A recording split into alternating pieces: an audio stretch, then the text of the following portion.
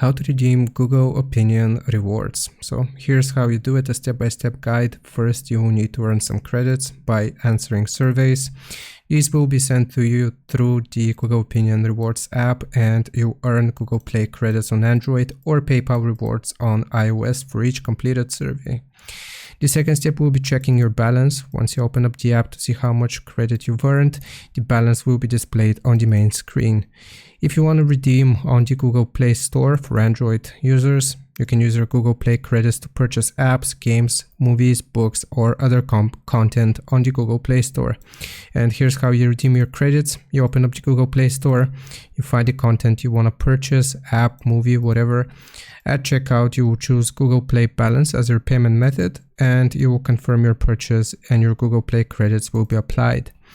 If you want to redeem via PayPal for iOS users, you can transfer the amount of money to your PayPal account. Make sure your PayPal account is linked to Google Opinion Rewards. You'll be prompted to set this up when you start using the app.